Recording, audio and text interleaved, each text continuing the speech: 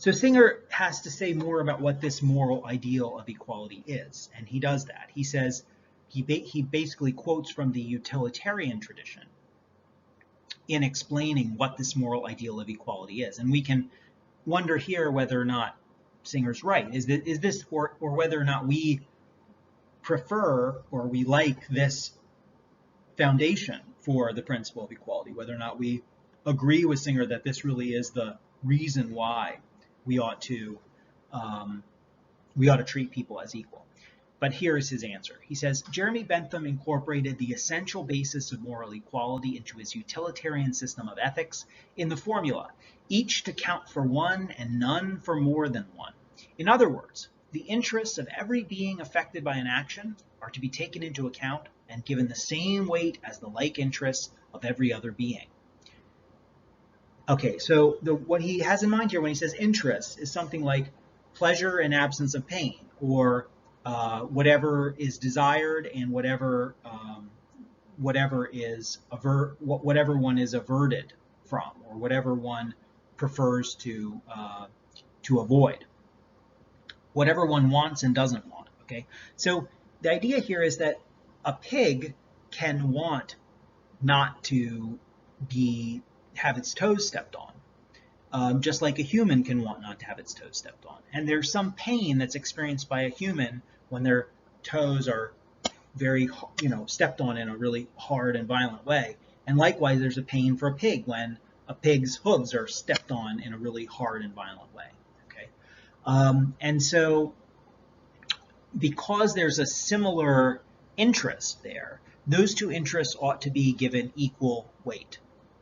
Again, the interest of every being affected by an action are to be taken into account and given the same weight as the like interests, that is, the similar interests, or interests of the same kind or of the same degree as every other being. So he's not saying that if a pig wants to have another apple and a human wants not to be killed, that those are equal interests, because they're not like interests, right? The human wants not to be killed and the pig wants not to be killed. The human may want something to eat and the pig wants something to eat. Those are the like interests. So when it comes to deciding whether a pig eats or a human eats, those are like interests and they ought to be evaluated equally. Whereas when we're deciding whether a pig eats or a human dies, those are not like interests, so they don't get evaluated equally. Basically, what Singer is describing here is the utilitarian way of making decisions, where we sum up the amount of pleasure and amount of pain that would be caused to any being by our actions. We sum it up across all the different beings that are affected. And Singer, like a good utilitarian, thinks that animals ought to be included in that calculus. And that's the main point of this essay, is to argue that animals ought to be included in the count when we try to determine what the total effects of our actions would be. He goes on and says, a later utilitarian, Henry Sidgwick, put the point in this way. So again, it's the same point. We made it a couple of different ways to try to be clear. The good of any one individual is of no more importance for the point of view, if I may say so, of the universe than the good of any other. And here Singer quotes from Jeremy Bentham, again, the famous utilitarian from the 1700s.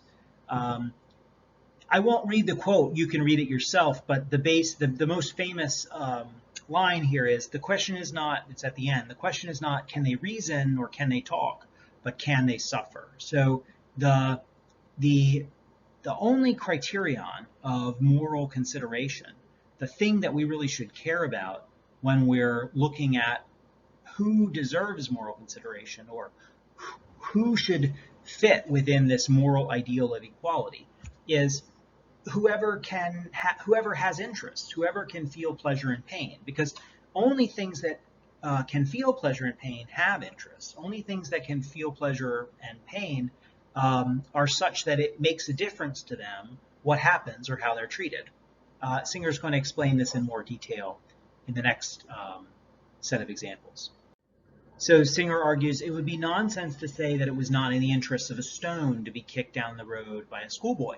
A stone does not have interests because it cannot suffer. So it doesn't make sense to talk about what the pain or pleasure of a rock is. They don't have pain and pleasure. And so it doesn't make sense to say that we need to take their interests into consideration, the interests of rocks, because rocks don't have interests, okay? Nothing we can do to it, the stone, could possibly make any difference to its welfare. A mouse, on the other hand, does have an interest in not being tormented because it will suffer if it is. So mouses have interests, but stones do not. And then Singer goes on. If a being suffers, there can be no moral justification for refusing to take that suffering into consideration. No matter what the nature of the being, the principle of equality requires that its suffering be counted equally with the like suffering, insofar as rough comparisons can be made, of any other being. If a being is not capable of suffering or of experiencing enjoyment or happiness, there's nothing to be taken into account. This is why the limit of sentience, using the term as a convenient, if not entirely accurate shorthand for the capacity to suffer or experience enjoyment or happiness, is the only defensible boundary of concern for the interests of others. So what Singer is asserting here is that the only ultimate standard of whether or not we need to pay attention to some being in our decision making from a moral perspective is whether or not that being feels pleasure and pain. This means we have no obligation to rocks, and if plants don't feel pleasure and pain, which again very plausibly they do not, if plants don't feel pleasure and pain, we have no obligation to care about the welfare of plants either, at least not intrinsically. We might have to care about plants because they're necessary to provide oxygen and to provide food for animals, but we don't have to care about them for their own lives or for something like their own interests, because they don't have interests, according to Singer. And Singer thinks that this is the only non-arbitrary boundary. So he says it's the only defensible boundary. He goes on to say, to mark this boundary by some characteristic like intelligence or rationality would be to mark it in an arbitrary way. Why not choose some other characteristic, like skin color? So he's challenging us to say, if we don't want to draw the line of what we ought to care about when we make decisions, if we don't draw the line at whether or not we cause suffering to some being that can suffer with our actions, then where will we draw the line? I mean, are we allowed to cause suffering to as many things as we want if those things don't talk? We're allowed to cause suffering to as many things as we want, to as many animals as we want, if those animals don't reason. Why? I mean, why is that okay, is the question. It's thought to be, Singer's claiming that that's arbitrary. And it would be just as arbitrary to say, well, we should only care about humans with skin of a certain color rather than all humans. So I want to ask you at this point, do you agree that this is where the line of moral consideration should be drawn?